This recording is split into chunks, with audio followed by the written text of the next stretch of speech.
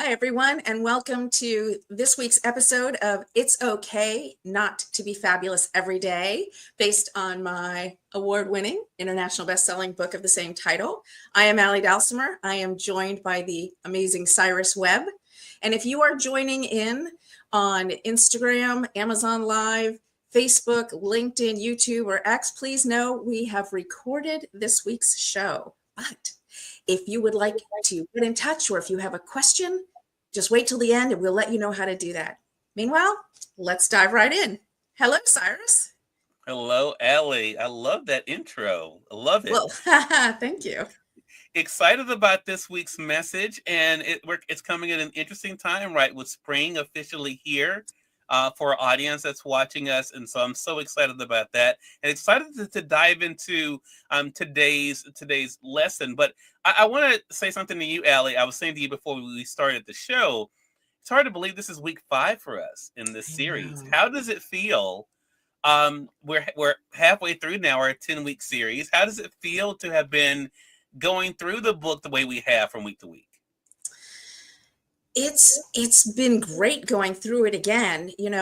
It's been a revisiting of a journey for me. And I think today's chapter really is timely, new beginnings, spring, all the rest of it. And when I read these chapters before we get on, the morning before we get on, I really am finding a new perspective for them. So I'm excited.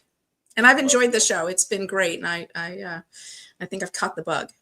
Yeah, I love that. And I want to say for myself, I was saying to Allie that it's been great for me because I'd read the book initially when the new edition came out. And of course, you guys can be able to get your copy. You'll see how with this broadcast. But reading it this time, I was saying to Allie, it seems a lot more autobiographical of her than I initially thought when I read it the first time. And I think it just kind of goes to even Allie, as you'll see in this particular chapter, talks about her revisiting the book. So I think it really says a lot about the importance of looking at those milestones that we experience in our lives.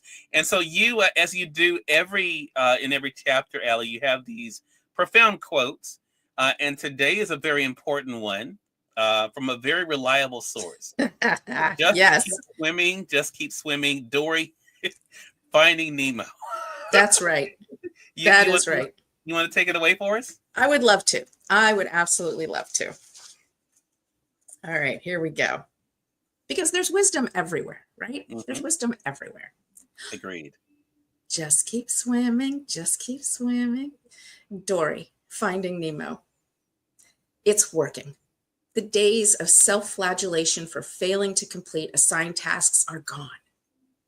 Well, mostly gone. I'm tired of society dictating my goals, judging me against an arbitrary standard, and worse, feeling bad when I fail to meet that standard. Occasionally, I need to flip open this book and remind myself of who and what really matter in my life. But those days are fewer and fewer as I internalize my own worthiness. To live is to face adversity, whether continual or episodic. Sometimes we force ourselves to push through. Occasionally, we conquer gloriously. But either way, if we allow ourselves to wallow, to become overwhelmed by life's slings and arrows, we risk getting sucked into a downward spiral leading to mental or physical collapse. It's just too hard to put ourselves back together. Regardless of the challenge, to quote Winston Churchill, never, never, never give up. Forward progress through present action. As the saying goes, it's not our struggles that define our character, it's how we deal with those struggles that defines us. Life has presented me with quite a few challenges over the last few years. Finding ways to stay positive while dealing with negative circumstances keeps me sane. This doesn't mean viewing life as a Pollyanna or leaning into toxic positivity. It means being kind to myself, embracing self-focused patience and forgiveness, and trying to find the good even when the bad abounds. It means trying to see the glass half full, to focus forward with positivity and with self-care. Sometimes it means slowing down for a while, provided the delay is temporary and not permanent. Occasionally foregoing the forward crawl to tread water is fine, because floating for a time is a whole lot easier than trying to recover from drowning. Without breaks, we risk burnout and exhaustion. But we won't attain our end goal if we allow ourselves to be completely derailed. How long and how fast we swim or float will vary over time, which is fine so long as we don't stop. We got to keep on keeping on, as my mom would say. Okay. Ellie, so as you allude to even in this particular chapter, when you were writing this, you said even you had to go back and basically give yourself that encouragement and pat on the back. What was it like for you reading it this time? I really embodied this chapter, spoke to me so much because I go back to the book a lot, but I do it a lot less now than I used to because I really am embracing my own worthiness. Like I said in an interview with Tanya White, like, and as I was talking, I was like, I'm kind of a badass. And she was like, repeat that. But I was like, it hit me in that moment. I am kind of a badass. And I think there is that quality within each and every one of us. Like we all are amazing people inside. We just have to discover it. We have to find it. And we have to learn to accept who we are just as we are. We have to love that person. And then we have to allow ourselves to explore and move forward. And like I say in this chapter, sometimes that means, you got to slow down. Just for me personally, I had a really, really busy weekend, and it was also a little bit stressful for a couple of personal reasons. And so I did a little bit Monday and Tuesday, but I also really took a step back and just had a little self-care and, watched a movie Monday night. And yesterday I spent the afternoon reading, which isn't productive, but it was great. And I woke up this morning feeling recharged and restored and able to get back to it. Yeah, Ellie, for me, when I was reading this chapter and preparing for today, and I'm curious for our audience, if you guys can put it in the comment section for yourself. One thing that has helped me, and a lot of people don't like that I say this, but it's the truth, and that's why I say it. I think we have to learn that all of our everything is personal. Like, I'm not a vacation person. That does not make me feel good to go somewhere and lay on the beach, or that is not for me, right? But I have my own forms of enjoyment, like sitting on the porch reading a book, or I like little things like that. That brings me. And I think what we have to do, and I think this chapter alludes to it, is we have to stop comparing anything, whether it's success or what fabulous is, to anyone else, and just enjoy what that means for us if we are truly going to be happy. When I tried to do what other people thought I should be doing at certain points in my life, I wasn't happy doing that. Right. And I thought to myself, why am I even doing this? I don't even want to do this. Mm-hmm. And I think people can mean well. And I'm curious as to your thoughts, and for our audience, what was it like for you to decide that, just what you just said, just reading a book, that's okay, that's how you chose to spend your time and find enjoyment? Yeah. Right before the show, Cyrus, you said that reading this, you really had seen that there's a progression, that the book is actually fairly chronological. Mm-hmm. And that was very intentional because it's a journey, right? The subtitle, it's a journey to self-discovery. And each step, it's like a stepping stone on that journey, and the first step as we've discussed or maybe we haven't yet, but it's is this a spoiler alert? But it's, deciding to move forward, right? So for me, and I do share a lot very, very personal in here, but for me, the biggest takeaway from that journey aspect is that, it's your journey. There's no right or wrong way. It's your journey. And so you can't compare it to someone else because no two people's journey is going to be the same because no two people are the same. And so what works for, I don't believe in a one size fits all approach. That doesn't work in, it doesn't work in raincoats, and it doesn't work in life journeys. Yeah. And so I feel like if you want to sit on the porch and read a book and that's what you need to do, and that's your vacation, that's great. You are taking a vacation. Maybe your vacation lasts 4 hours. That's what you need. That's great. So I really believe that people will be so much happier if they just live life and I don't mean it in a selfish, self-serving way, but if they live life for themselves so that they can find true joy and happiness, and a lot of that happiness, I think, comes from serving others. I think there's a great Mhm. deal of satisfaction from that. I don't think a selfish life is a happy one. Yeah. But yeah, I think that the journey aspect is huge, and it's very important, as you pointed out, not to compare yourself to someone else, because Yeah. what works for them, it may not work for you.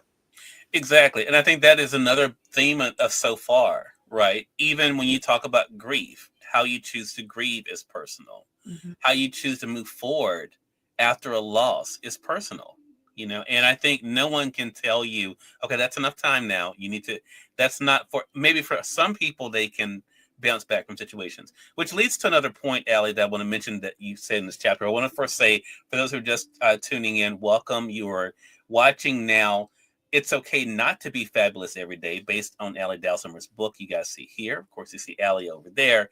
We're talking about this chapter that is so important, and it really is about just moving forward. And that leads me to what I want to ask you about, Allie, because one thing you say in here that I thought was really good, and that is about the pace we choose to move forward. The important thing is not how quickly we do it, but to make sure we're at least going in the right direction. I think for so many people, they try to rush the process. How much has patience played a role in this for you? I think, I'm not sure I would have used the word patience, but it's a good Mhm. one. I think going at your own pace is really important. We have a tendency to put a great deal of pressure on ourselves, or allow society or friends or family to put pressure on us to accomplish certain things in certain times. Yeah. And there's that sense of urgency that's manufactured. And I say it's a lot easier to tread water, right? It's a lot easier to keep from drowning than it is to come back. And anybody who's ever truly fallen apart, like anybody who's had a breakdown of any kind, really knows that it takes so long. If you think about building a building, right? You spend your lifetime building this building. If you can just keep the maintenance up, you're good. But if you let it fall apart and decay and, crumble, it's going to take a whole lot more effort and time and everything to try and rebuild it. And so I think what's important is listening to your inner self and really trying to focus, lean into self-care, self-listening, and find the people who uplift you, find the people and places who uplift you, and avoid those people. If you're with someone and you're having a conversation or spending the afternoon and you find yourself like feeling icky in some way, like you're not feeling great, right? You're unhappy, or maybe you're just anxious or whatever, take a look inside. Is that someone you really need to be spending a lot of time with? Or if you're going to places, like you said, vacation's not your thing. You're talked into going on a beach vacation, you're laying on the beach and you're like, why am I here? Why am I here? Listen to yourself, Yeah. because you have to do it. It's the old Sinatra, I did it my way, right? Yeah. It's meaningful. Well, my no has become a lot more frequent, All right. and definitive and respected. And I think whether it's for family, I mean, I say it to my parents, I say it to, to colleagues, because I think so many times we feel pressured, right? But I have learned, especially I think since the death of my grandmother, the importance of not doing anything honestly I don't want to do, because I don't want to feel like I've wasted my time or spent time doing something that I don't truly feel good about, right? Hmm. I think a lot of times we do things almost in a ritualistic way, that we feel like I'm supposed to do this, so I'm going to do it, but I don't really want to do it. Yeah. I don't have very many of those moments, Ellie, in my life. If I do something, and I tell people, if I'm doing something for you, it's because I want to do it. Don't believe Yeah. me, because I will say, no, I don't want to do that. And that's great. We talked about this a while back, because my newsletter was on how to say no, because learning to say no is a really challenging skill, especially for those of us who have been socialized not to do that, who have been the Right. appeasers in our families or in our societal roles. But you also mentioned, being able to say yes to yourself. So that'll Hmm. be the focus of tomorrow's newsletter, because it was a great topic. Love that. Because you do need the balance of both. You need to learn how to Yeah. say no, but you also need to learn how to say yes. Yeah. Yeah. One of our colleagues, Chanel Coleman Wesley. Her book is actually entitled "She Said Yes to Herself To herself. Unapologetically," which I love that book, and it's a great marriage, I think, with yours in that sense of being able to encourage one to be able to see the importance of taking care of oneself, loving oneself, and not being afraid to say "I love me" and to show Mm-hmm. that. I think you said something else in this one I thought was really interesting, and I think this is another thing that's important for our audience, Allie. You say sometimes it means slowing down for a while, provided the delay is temporary and not permanent. I Right. think that's important to bring out here as we are getting ready to go into April, which is crazy to even think about. But I think a lot of people, and I don't know if you've had conversations like this, Allie, but I've had people in my life, both personally and professionally, who are very dejected right now in life. This is not the year. And I sometimes, when I'm dealing, enjoying my journey, I try to be mindful of those who are not having the best of times right now, either up here or just in life situations. Yeah. And I've literally had people say, I feel paralyzed. Talk to us about why it's important for you to recognize the importance sometimes of slowing down, but the danger of stopping. Right. Right. Yeah. That's huge. And I think it's worth repeating, it's not just people in this country, the world. There are people around the globe right now really, really struggling. And you can't give up for themselves, and we can't give up on those who need us. Slowing down to protect our core so we don't burn out is important. We've talked about restoring, recharging, renewing. But if you stop, it's just too easy to get stuck in the mud. It's a law of motion, right? A body in motion tends to stay in motion. A body at rest tends to stay at rest. That's a physical law, and it's real. And for anybody who's ever hit one of those spots, and I definitely have, where I was just like, okay, I'm just going to take a break for a while, and I don't do anything. I don't do anything towards my goal. I don't do anything to help myself. I just check out for a little while. It's like the Pink Floyd song, right? Suddenly you find 10 years have got behind. It just boom, boom, boom, it's gone. And it's really important that you just do one thing every day. Just do one small thing every day to help yourself move forward towards your broader goals. And, maybe your broader goal is helping to bring peace in the world or combat any of the major isms in the world. Or maybe it's simply being there for one special person, like you took care of your grandmother for a while. Those are valuable and important objectives. And I don't know, man, if you just stop, it's so hard to get going again. It takes, what is it? It takes 2 to 3 weeks to develop a positive habit, but only 2 to 3 days to get out of it. So, yeah. Yeah, it's an important reminder. So what do you want our audience, Allie, to take away from this particular chapter as they think about the wise words of Dory, but Yeah. also the wise reflections of you? Well, first of all, embrace that "Just Keep Swimming." I literally sing that tune in my head anytime I'm feeling dejected. Like, I literally sing it in my head. And I start with that and I end with "Keep on keeping on," which was that was what my mother said to herself when she was going through tough times. Just keep on keeping on. And I bracketed it. So my takeaway would be, find the phrase that works for you to keep you moving forward. And that would be the big message. And then in terms of staying in touch, please go to my website, alliedalsimer.com. All my information is there. And you can also email me directly at alliedalsimer.org. And I'd love to hear from folks. Love that. So for you guys who are joining us on Facebook, LinkedIn, and YouTube, Allie's website will be there, as well as, of course, the link to the book. You guys can be able to get it there as well if you have not gotten it already on Amazon. Again, thank you all so much for being with us for this episode of It's Okay Not to Be Fabulous Every Day. Allie, another great episode. Looking forward to seeing you next week. Absolutely. Have a great week, my friend, and happy spring. Okay, same to you, and same to you, our audience. We'll talk to you all soon. Take care.